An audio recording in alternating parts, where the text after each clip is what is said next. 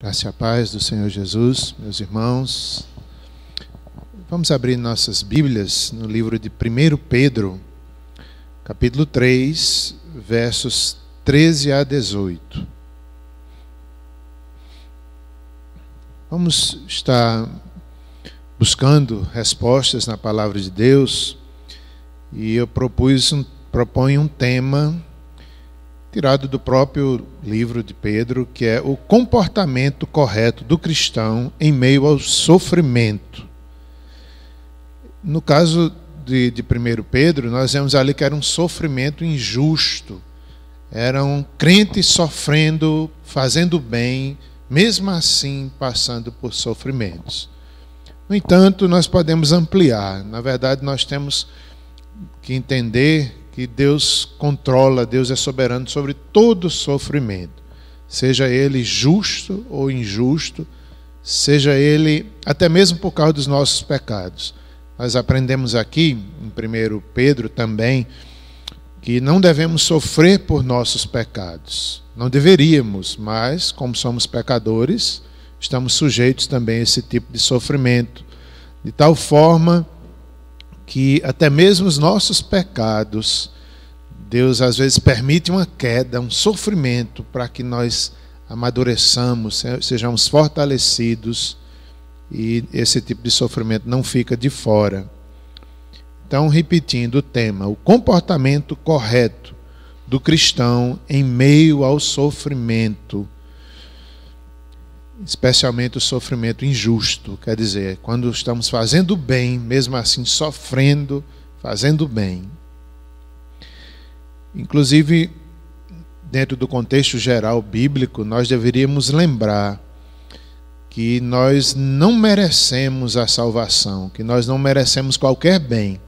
Merecíamos a punição, merecíamos o sofrimento, a morte, mas pela graça, nós encontramos vida, encontramos salvação. E se Cristo pagou o preço pelo nosso maior sofrimento, que é a morte eterna, não cuidará Ele de nós no restante da nossa vida, até o nosso último respirar? Vemos aqui também Pedro, o apóstolo Pedro, uma nova postura, agora disposto a sofrer pelo Evangelho. Aquele Pedro que não quis sofrer por Cristo, que traiu a Cristo. Todos podem abandonar-te, menos eu. No entanto, ele não cumpriu, ele não quis esse sofrimento. Mas aqui nós vemos Pedro. É provável, diz a história, que Pedro provavelmente foi martirizado em Roma, de onde ele escreveu essa carta. E agora ele estava disposto, aquele que foi participante dos sofrimentos de Cristo, aquele que viu os sofrimentos de Cristo. Inclusive aqui nessa carta nós vemos vários reflexos daquilo que Pedro aprendeu com o próprio Jesus, aqui ele repete. Então está aqui Pedro experimentado, Pedro entendendo o propósito do sofrimento. Deus tem um propósito com o sofrimento. Deus tem um propósito com essa situação difícil que nós estamos vivendo no país, no mundo. Deus tem um propósito. Outro dia eu estava ouvindo alguns pastores presbiterianos conversando numa live e quase todos concordavam, dizendo que acreditam que é um tempo de disciplina de Deus. Deus está disciplinando o mundo, ensinando, eu acrescentaria, ensinando, chamando, dando oportunidade de quebrantamento, de salvação. E nesse texto nós vamos ver, que o sofrimento às vezes ele vem como julgamento, como ensino, e muitas vezes o julgamento começa pela casa de Deus. Até a casa de Deus está sendo julgada. Nós estamos sem poder vir à igreja, nós estamos sem poder nos reunir nos nossos templos, locais de reunião. Então, há um ensino em tudo isso. Há uma disciplina, nós estamos impedidos de ter nossos cultos. Então, nós devemos estar aprendendo. É um sofrimento. Deus está bradando, Deus está falando. E como nós devemos nos comportar em meio ao sofrimento. Vamos abrir as Bíblias, mais uma vez peço, em 1 Pedro, capítulo 3, verso 13 a 18.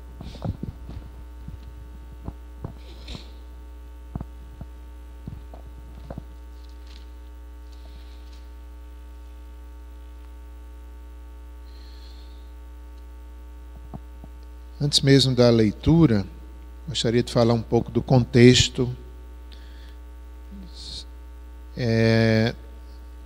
Não há dúvidas de que o autor dessa carta foi o apóstolo Pedro. É muito interessante, alguns críticos levantam a ideia de que é um grego muito eloquente para um pescador, aqui em 1 Pedro, mas aqui mesmo no finalzinho, acho que capítulo 5, se fala sobre Silvano, Silas, que estava ali ao lado de Pedro em Roma, Marcos também, e que certamente ele ajudou Pedro a escrever essa carta. Se bem que, quando se diz que Pedro era um homem simples, um pescador, não quer dizer que ele era analfabeto. Ele também, depois de talvez 30 anos, ele tivesse aprendido muito mais sobre o idioma grego. Então, acredita-se que realmente foi Pedro que escreveu essa epístola de Roma. É uma frase muito interessante nesse livro, nessa carta, que ele é testemunha dos sofrimentos de Cristo. Por volta, no máximo, talvez no ano 68 depois de Cristo, há uma dúvida. Há uma dúvida no sentido de que se os destinatários dessa carta eram judeus que tinham sido expulsos ali da Palestina e estavam ali na Ásia Menor, ou se essa carta era uma carta geral para todo cristão que sofria naquela época alguns tipos de perseguições. Eles sofriam ali, naquelas cidades da Ásia Menor, eles sofriam preconceitos por serem crentes. Se de fato eles fossem judeus, eles eram vistos talvez como traidores que deixaram o judaísmo. Talvez perseguição, até mesmo da polícia, perseguição ali, sofrimento. Então, quer sejam judeus ou não, eram cristãos que estavam sofrendo. Eles eram forasteiros. Eles estavam ali, de certa forma, se fossem judeus, eles estavam longe da pátria deles, sofrendo. E se fosse qualquer outro tipo de cristãos, eles eram também forasteiros. A pátria celestial, eles estavam longe da pátria celestial. O desejo deles era a glória, era o céu, era a vida eterna, era a nova Jerusalém. Eram forasteiros, eles sofriam nesse mundo. E isso é uma lição muito interessante para todos os cristãos de todas as épocas. Nós sofremos nesse mundo. Ainda hoje à tarde eu estava pensando nisso, conversando até com Simone, e a gente dizendo, meu Deus, que mundo para a gente sofrer. Até quando? Até quando? Mas brevemente chegará o dia que não choraremos mais, não teremos mais dores, mais enfermidades. E nós somos peregrinos, nós somos forasteiros. Há um propósito no sofrimento aqui dos crentes, dos cristãos, na verdade de toda a terra. Há um propósito santo. Deus continua sendo bom, Deus continua sendo fiel. Inclusive, desde ontem, no discipulado dos adolescentes, que a gente fala sobre esse tema, o caráter de Deus, a bondade de Deus, a fidelidade. Hoje pela manhã, no salmo lido, agora à noite também, bondade e fidelidade. A aula na escola dominical, agora à noite, é Deus, apesar do sofrimento dessa terra, apesar do sofrimento humano, há um propósito santo e bom. Todas as coisas cooperarão para o nosso bem e, por fim, serão para a glória de Deus e a edificação nossa. Vamos ler o texto mencionado.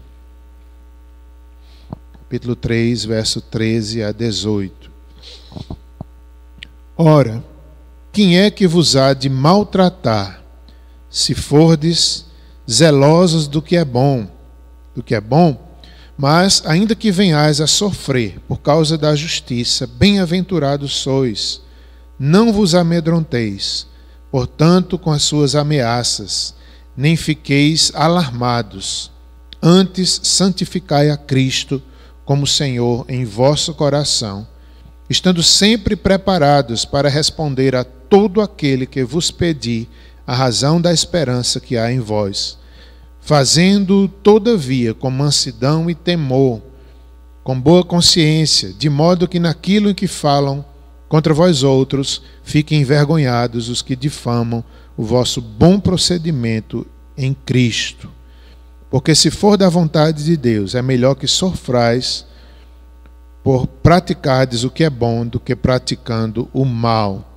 Pois também Cristo morreu uma única vez pelos pecados, o justo pelos injustos, para conduzir-vos a Deus, morto sim na carne, mas vivificado no Espírito. Oremos mais uma vez. Senhor, nos ensina pela Tua palavra a sofrermos, a passarmos pelo sofrimento com fé, com esperança, com convicção, com certeza de que Deus está conosco, com os nossos olhos fitos na eternidade, e que Tu tens um propósito santo e justo, bom e fiel em todo sofrimento que o Senhor nos permite viver. Até mesmo quando fazemos o bem, podemos sofrer. Nos ensina, em nome de Jesus. Amém. Meus irmãos, como é difícil o tempo de sofrimentos. Eu estava pensando no pequeno Elias, né, aí com dengue, imaginando e orando por Cícero, Larissa. Quando nossos filhos adoecem é uma dificuldade. Eu lembro dos meus filhos pequenos, tantos momentos difíceis, de enfermidades, de doenças, até quando foram internados, fiquei longe deles. É muito difícil para os pais. Essa vida é assim, pai e mãe sofrem também. E quando a gente está doente, junto, né? Eles doentes e a gente também doente, a gente fica sem força de cuidar, de levar para o médico. Eu lembro uma vez em Recife que Simone foi comprar um medicamento na farmácia, eu fiquei com os 3, eu quase não aguentava ela chegar de volta ali. Ai meu Deus, como é que eu vou cuidar de 3 se eu não estou cuidando nem de mim bem? Mas é assim mesmo, né? Deus fortaleça aí Cícero, Larissa, se Deus quiser, brevemente o pequeno Elias estará melhor. Eu coloquei aqui o exemplo de Ronaldo Lidório como introdução, como exemplo aqui desse assunto. Nós não sabemos sofrer da forma correta. Nós nos revoltamos. O Lidório também nos dá um exemplo de alguém que tem aprendido a sofrer ali também. Óssea, ele ficava sem entender. Senhor, eu vim para aqui evangelizar. Ele entendeu que aquele sofrimento com que ele ficasse nos ensinar, perseverar em meio ao sofrimento, olhar para essa vida. Soubemos de ontem que fez uma tomografia e mostrou que os meio ao sofrimento atual, ele disse, estamos debaixo do cuidado do Senhor, nosso Deus. Momentos de enfermidade são também uma oportunidade para sermos consolados e alimentados por sua graça, à medida que cremos e descansamos. Que exemplo de alguém que aprendeu, de alguém que se submete a Cristo, alguém que está disposto a obedecer, a servir a Cristo em toda e em qualquer circunstância, e que tem a paz que só Cristo pode dar. Ele disse, estou em paz, debaixo do cuidado do Senhor nosso Deus. Há um outro exemplo ainda, que é o de uma missionária, aquele missionário que veio pregar a palavra ali, e eles foram mortos pelos índios, e essa aqui, uma das viúvas, ela hora de idade, mas foi muito usada por Deus como escritora, palestrante. O movimento foi um meio insubstituível pelo qual ela aprendeu uma verdade indispensável: Deus é Deus. Então essa mulher que perdeu o marido missionário de forma trágica, assassinado pelos índios, depois ela volta a morar na tribo, acho que cerca de 2 anos evangelizando, trabalhando. Seu filho depois também está ali. Ela casou, acho que 2 ou 3 vezes, ficou viúva, então uma mulher, outras vezes ela ficou viúva, então uma mulher experimentada no sofrimento, que deu frutos no mundo inteiro, autora, escritora, e ela se refere ao sofrimento como um dos instrumentos mais poderosos que Deus usou para trabalhar na vida dela, especialmente para que ela aprendesse que Deus é Deus. Vamos ao texto, capítulo 3, verso 13 a 18.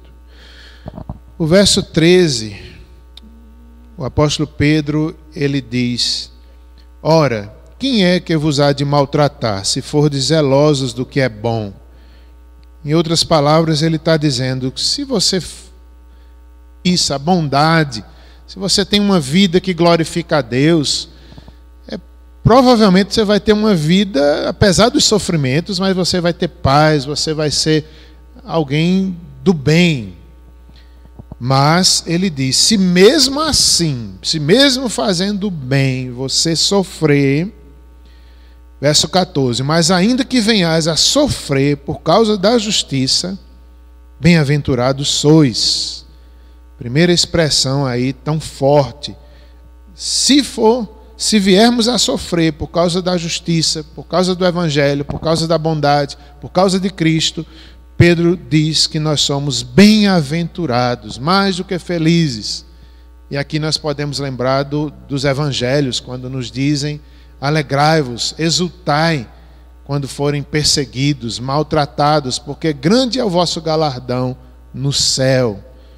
Então Pedro aqui chama os sofredores, os cristãos sofredores, de bem-aventurados, por sofrerem fazendo o que é bom, praticando a justiça. Ele continua no verso 14 dizendo: não vos amedronteis. Meu Deus, normalmente a gente se amedronta, a gente tem medo de sofrer, por causa da justiça. E ele diz aqui: não vos amedronteis, portanto, com as suas ameaças, nem fiqueis alarmados. Não vos amedronteis, em outras palavras, não temam, confie no Senhor, não temam, não é? Nós podemos lembrar aí quantas vezes na Bíblia tem essa expressão: não temas, eu estou contigo, quando passares pela água, pelo fogo, estarei contigo. Nós devemos lembrar sempre disso. Há palavras de Deus que são dirigidas ao seu povo: não temas. Não temas no meio de qualquer sofrimento, nem mesmo nas ameaças, não fiqueis alarmados. E a partir do verso 15 ele começa a dizer mais especificamente o que fazer na hora desse sofrimento, que é respondendo ao tema: qual o comportamento correto do cristão em meio ao sofrimento. Então ele diz aqui: antes, santificai a Cristo como Senhor em vosso coração. Então está aí a primeira resposta mais clara, mais direcionada, quando ele diz: na hora do sofrimento é hora de santificar a Cristo no vosso coração. O que significa isso? Na hora do sofrimento é hora de santificar a Cristo, de olhar para Cristo, de buscar socorro em Cristo. Santificar a Cristo, vamos pensar um pouco nessa expressão. O que seria isso? Santificar. Na hora que você está sofrendo, santifique a Cristo. Ao invés de estar... Qual é a tendência nossa? É estar com medo, é estar ansioso, pensando nas possibilidades mais, que pode acontecer isso, pode acontecer aquilo, vai ser assim. A tendência humana é essa. No entanto, Pedro disse que não é hora para a gente ficar ansioso, a gente ficar imaginando que talvez nem aconteça, mas é hora de santificar a Cristo em nosso coração. Como Senhor, santificar a Cristo como Senhor em vosso coração. Então, em outras palavras, dentro do contexto geral da epístola, significa reconhecer o senhorio de Cristo. é reconhecer que Ele é nosso Senhor na vida ou na morte. Eu estava, em meio aos sofrimentos da semana, eu estava pensando, na vida. Cristo é o Senhor da vida. Por meio de Cristo, o Senhor criou esse universo. Nós existimos, nos movemos e existimos nele. Cristo sustenta, pela palavra do seu poder, pela autoridade que Ele tem, Ele sustenta todas as coisas. Então, a hora do sofrimento é a hora de santificar a Cristo. É de reconhecer, a vida quem sustenta é Cristo. E eu estava lembrando de mim mesmo, Então ela não teve mais forças e o útero não conseguia mais expulsar a criança. No caso, era eu. E eu fiquei pensando, eu digo, meu Deus, é Deus que sustenta, é Deus que ordena, é Deus que deu a vida, é Ele que tira, é Ele que deu a primeira respiração, é Ele que dará a última também. Então, na hora do sofrimento é a gente pensar nisso. Deus é o sustentador da vida, Ele está no controle. Santificar a Cristo é reconhecer o seu senhorio na vida, na nossa salvação. Ele é o nosso Salvador. Se Ele nos salvou, se Ele pagou o preço com seu próprio sangue ali da nossa salvação, será que Ele não vai cuidar de nós todos os dias da nossa vida? Então é melhor a gente pensar nessas coisas, é melhor a gente, pela fé, olhar para Cristo, olhar para Deus, ao invés de ficar ansiosos. Significa também santificar a Cristo como Senhor em nosso coração, é como Colossenses nos mostra, é reconhecer a primazia de Cristo. Ele tem a primazia na nossa vida, Ele é maior do que a nossa vida. O seu reino é maior do que nós mesmos. Ele é Senhor da igreja. Ele é Senhor das nossas famílias. Então Cristo tem a primazia. Isso traz um consolo para nós. Santificai nos faz lembrar também do Pai Nosso, quando diz: santificado seja o teu nome. O primeiro pedido que Jesus nos ensinou, como devemos orar, significa adorar a Deus. Santificado, adorado, tu és santo. A hora do sofrimento também é hora de adoração. Lembram de Jó? Quando ali no seu sofrimento, naquele dia que ele perde os filhos, ele adora. Então, santificar a Deus significa adore a Deus, mesmo com os dias difíceis. Adore ao Senhor, na vida ou na morte, na igreja, que teu nome seja santo. Nos meus atos, faz-me refletir como cristão o teu caráter, o teu perfume, até mesmo nos dias de sofrimento. Estávamos vendo um livro que as irmãs da igreja vão estudar aqui, no discipulado, na reunião das mulheres, da SAF. O nome é Renovadas, de Jim Wilkin. Ela cita no seu livro essa palavra santo na Bíblia. Ela é mencionada quase 700 vezes. 29 vezes a expressão seu santo nome. Santificar 200 vezes. 25 vezes santo de Israel. Então, santificai a Cristo na hora do sofrimento. É o que Pedro aconselhou para aqueles irmãos que estavam talvez dispersos, longe da sua pátria. Se não, eles estavam, de qualquer forma, sofrendo ali na Ásia Menor. Pedro disse: santificai a Cristo na hora do sofrimento. Então, Deus é santo em todos os seus propósitos.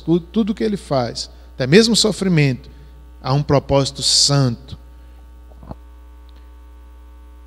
Significa também santificar a Cristo é um Deus. De sofrimento, muitas vezes que a gente se pergunta: Senhor, qual é a tua vontade? Faz a tua vontade na minha vida. É hora de renovação. É hora de, muitas vezes, de Deus renovar em nós propósitos, planos, missão. Parece que através do sofrimento, muitas vezes Deus usa para nos mostrar a vontade dEle, nós ouvimos melhor a Deus, a vontade do Senhor. Se nós lermos, se nós meditarmos. E enquanto nós meditamos na vontade revelada, enquanto nós nos oferecemos a Deus, nós vamos entendendo os novos passos, a vontade específica. Deus nunca nos deixa sem uma direção. Então, na hora do sofrimento, é hora de buscar a vontade de Deus. É hora de ler a Bíblia e nos oferecer. Está aqui, Senhor, minha vida é uma oferta. Eu sou teu. Faz em mim o teu querer. E é dessa forma que a gente vai entendendo a boa, agradável e perfeita vontade de Deus. É hora também de reconhecermos o senhorio eterno de Cristo. Aqui nessa carta que estamos meditando, ele fala sobre a alegria e glórias no porvir. É hora da gente pensar nas alegrias que nós teremos para sempre com Cristo. Alegrias eternas, glórias eternas. O sofrimento não é o fim. A morte não é o fim. Cristo venceu a morte. Então há toda uma vida eterna. A morte é o último inimigo a ser vencido, mas não é o fim da vida. Nós devemos temer a segunda morte, que é o afastamento definitivo de Deus. É hora da gente pensar mais no céu, como diz Colossenses 3:1. Se nós já ressuscitamos com Cristo, devemos buscar as coisas lá do alto, em primeiro lugar.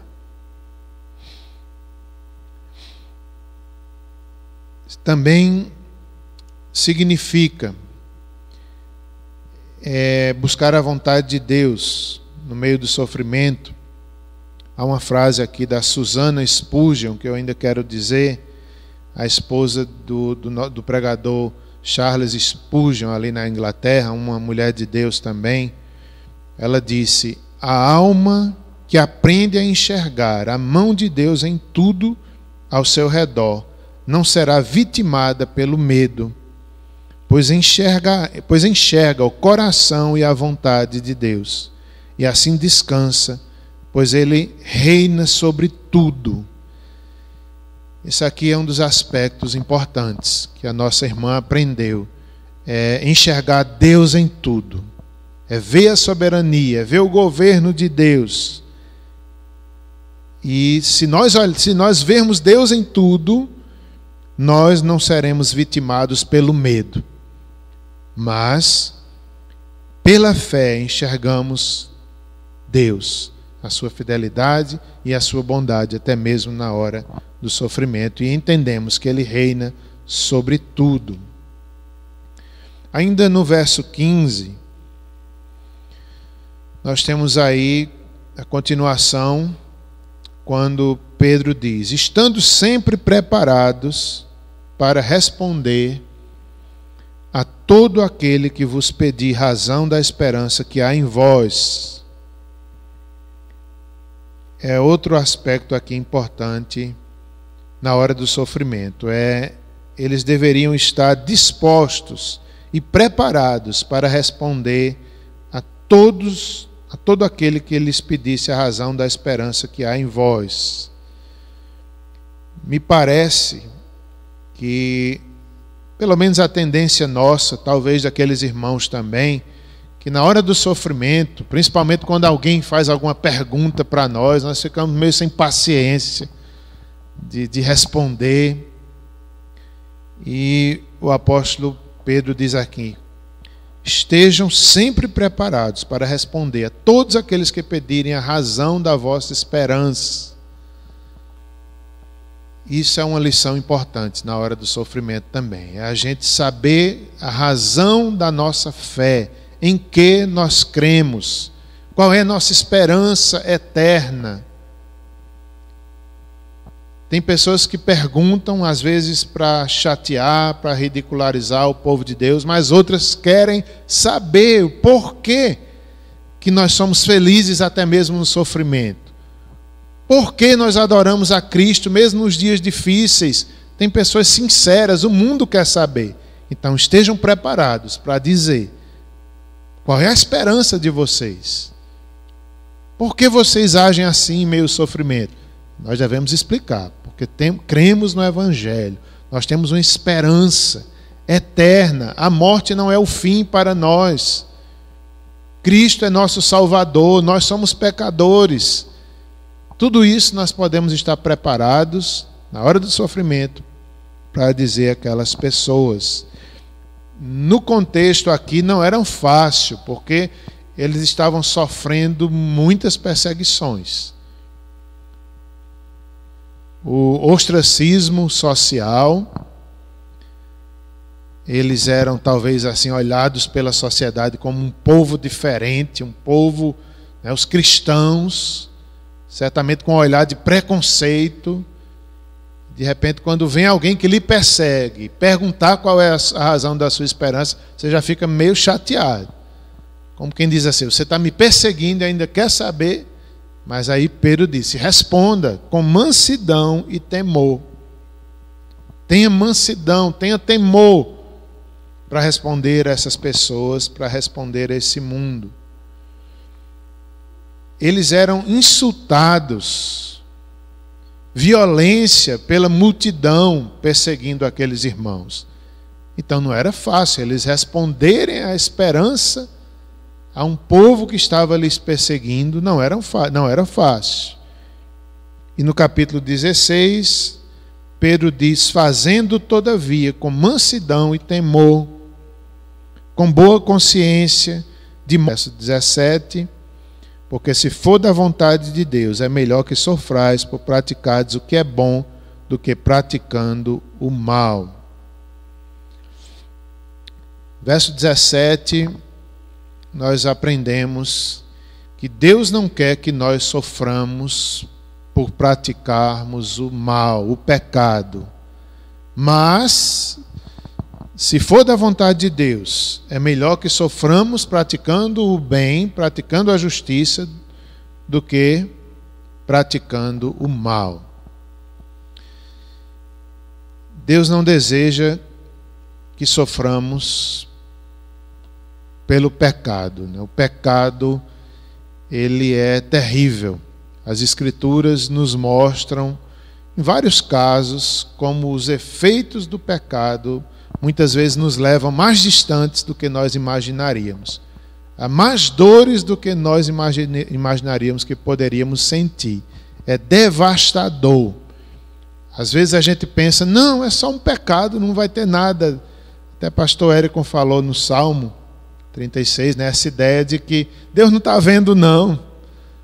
Ninguém vai saber esse meu pecado.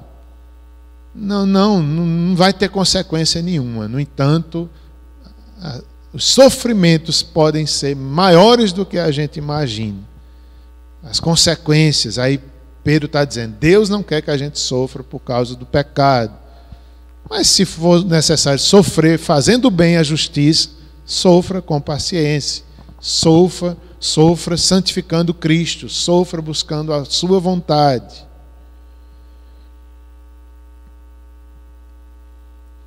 Verso 18, temos aí o exemplo de Cristo, né? O nosso exemplo, pois também Cristo morreu uma única vez pelos pecados, o justo pelos injustos, para conduzir-vos a Deus, morto sim na carne, mas vivificado no Espírito.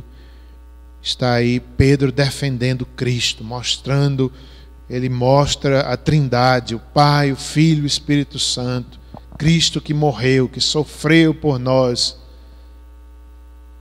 Cristo sofreu para nos salvar, mas ainda resta sofrimentos que é para a igreja.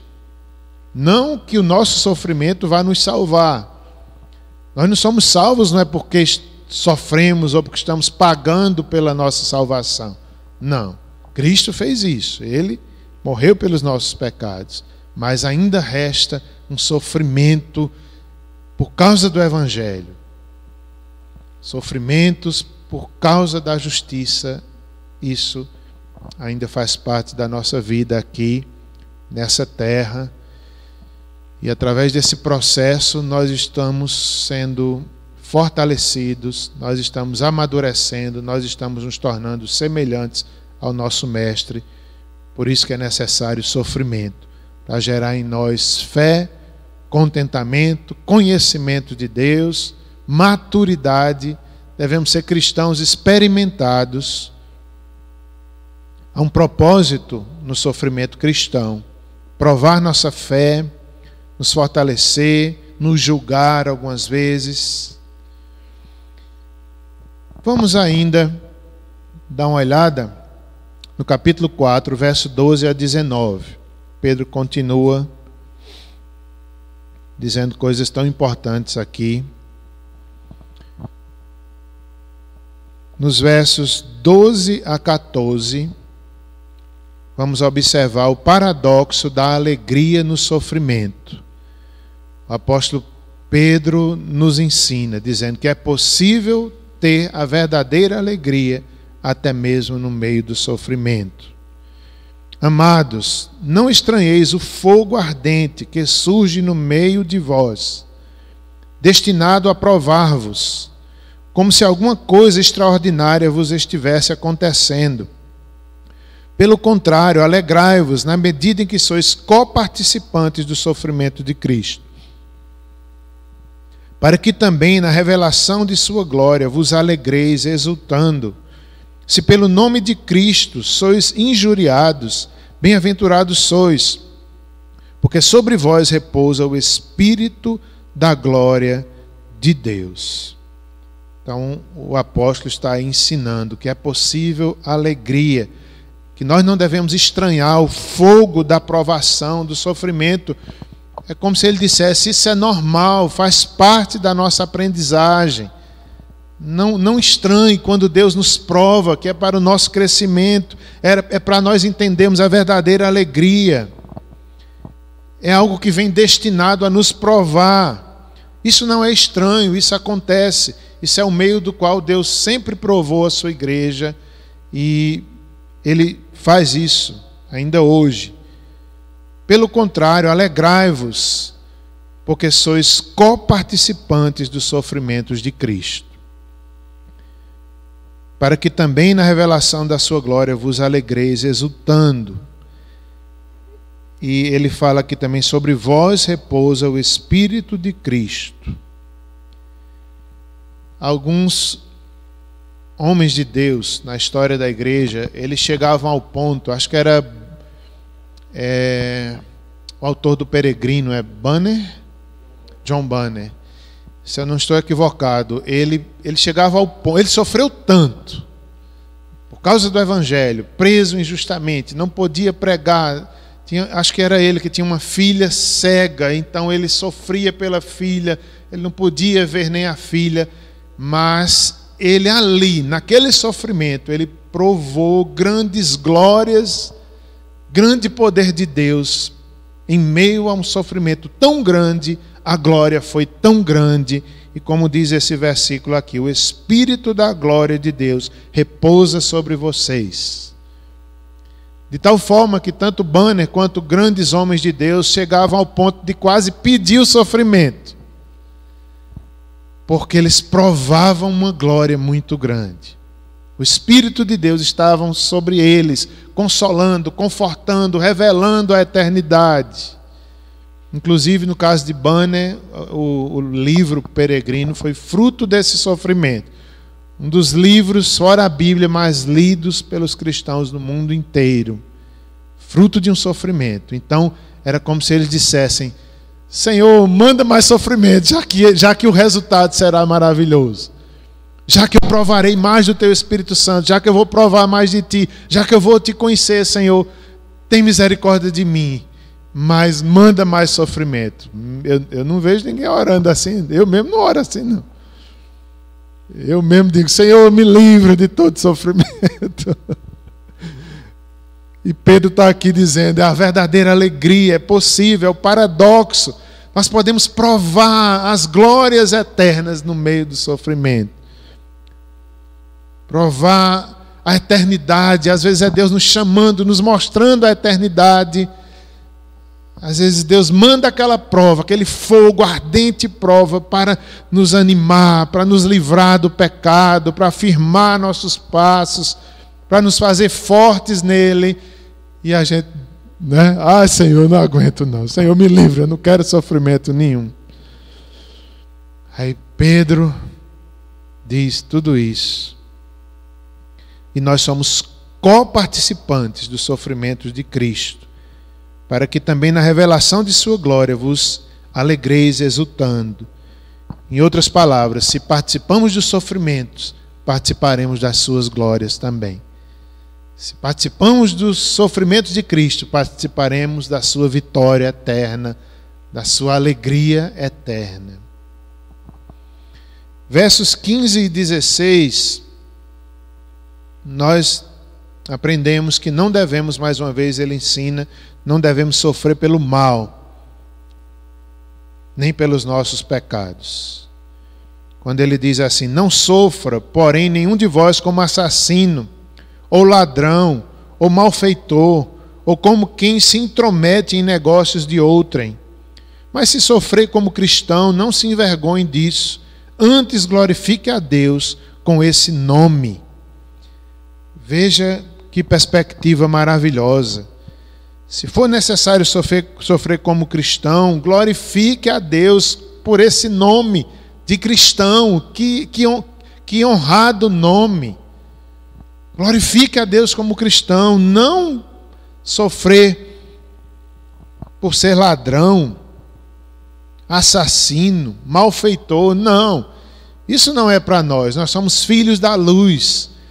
Devemos andar na luz, no caminho da luz, onde, diante da luz de Cristo, todos os nossos pecados aparecem, todas as manchas aparecem diante da luz de Cristo, e Ele vai nos corrigindo, nos disciplinando, nos santificando mais e mais. É assim que Deus quer que nós andemos, na luz, como cristãos, honrando esse nome de cristãos.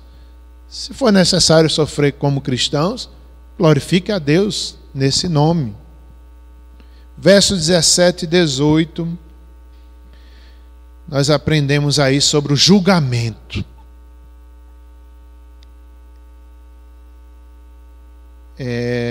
Purificação ou também fortalecimento. E também que o caminho da salvação passa pela disciplina. Não que nós somos salvos pelo sofrimento ou pela disciplina, mas o caminho é estreito. Inclusive, um livro que nós estamos vendo também fala sobre esse caminho. Era um povo aí, que eu não estou bem lembrado, Simone que estava me falando, eles fizeram a cidade deles assim, no alto, seguro, só que tinha um problema, eles não tinham água. Eles tinham que descer todos os dias para buscar água lá embaixo. E eles fizeram um caminho bem estreito, onde passava só um pé após o pé. E isso representa o caminho do cristão. O caminho nosso é estreito, é o sofrimento, é necessário. Nós não somos salvos pelo sofrimento, mas passamos por esse caminho que nosso mestre passou. Verso 17 diz: porque a ocasião de começar o juízo, porque a ocasião de começar o juízo pela casa de Deus é chegada. Ora, se primeiro vem por nós, qual será o fim daqueles que não obedecem ao Evangelho de Deus? Então, irmãos, o juízo começa pela casa de Deus. Às vezes a gente... É uma oração que parece muito com minha mãe. Ela sempre ora pelos governantes, desde que ela é crente, que eu tenho consciência, né? É que eu lembro das orações dela, Senhor, abençoa os governantes, destitui os maus, julga esse povo. E ela ora por todos. Pode ser o que ela votou, o que ela não votou, ela pede do mesmo jeito. Eu votei, tira, Senhor.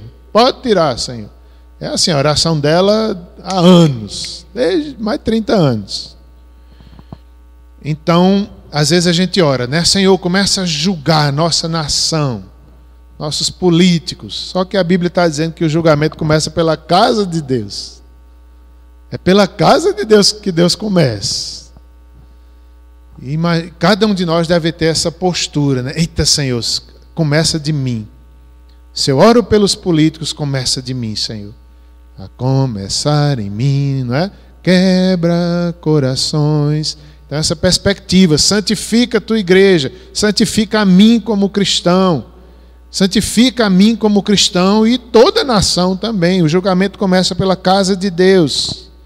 A disciplina, purificação, fortalecimento. Porque a ocasião de começar o juízo pela casa de Deus é chegada. Ora, se primeiro vem por nós, qual será o fim daqueles que não obedecem ao Evangelho de Deus? É como se ele estivesse dizendo, se é difícil para nós, imagine para os ímpios, quando chegar o juízo para eles. Imagine o final deles. É aquilo que Asaf aprendeu no Salmo 73, né? A diferença do justo e do injusto. Asaf olhava assim e dizia, mas que diferença tem? Qual é o valor de eu me santificar? Qual é o valor de eu viver na casa de Deus, cantando louvores, se os ímpios é que vão bem? Eles que prosperam e eu que fico aqui. Eles não têm doença, eles estão fortes, eles prosperam financeiramente e eu não, estou aqui sofrendo. Aí Asaf diz, até que eu entrei na presença de Deus e vi o fim deles. Eles estão em lugares escorregadios. Eles enfrentarão o juízo de Deus com rigor, com ira. Serão punidos eternamente. Então, é tempo de começar o juízo pela casa de Deus. Imagine os ímpios, que não têm o consolo do Espírito Santo, não têm essa experiência de quanto mais sofre por amor a Cristo, mais glória, mais bênção, mais presença de Deus. Os ímpios não são assim. Os ímpios vem o desespero, vem a agonia, vem o distanciamento de Deus.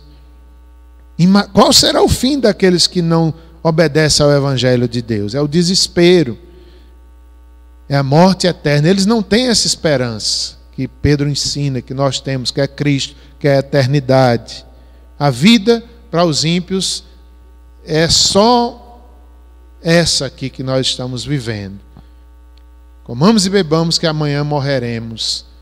A vida deles não tem sentido. Morreu, acabou. Não, a nossa não é assim. Nós temos propósito na vida. Nós temos o Espírito Santo. Nós temos experiência com Deus. Já aqui nessa vida nós conhecemos Deus. Conheceremos muito mais, mas nós aqui já sabemos quem é Deus. Não em sua plenitude, mas nós temos experiência com a palavra, com o Espírito. E eles não têm. Como será o fim daqueles que não obedecem ao Evangelho de Deus? Verso 18. E se é com dificuldade que o justo é salvo, onde vai comparecer o ímpio? Sim, o pecador. Ele fala aí dessa dificuldade que até o justo é salvo. Ele não está aqui negando que o justo tenha certeza da salvação. Mas ele está falando da perseverança dos santos. É com dificuldade. É pela graça que nós somos salvos. É pelo caminho estreito. É perseverando até mesmo no sofrimento. E em último lugar, verso 19. Por isso também os que sofrem segundo a vontade de Deus encomendem a sua alma ao fiel Criador na prática do bem. Então, se for necessário sofrer, sofra pelo bem, fazendo a vontade de Deus e se entregue ao fiel Criador na prática do bem. Então, façamos o bem, não devemos desistir de fazer o bem, até mesmo quando somos perseguidos e sofremos fazendo o bem. Deus nos abençoe, irmãos. Quero convidar os irmãos do louvor, cantarmos um cântico. Se for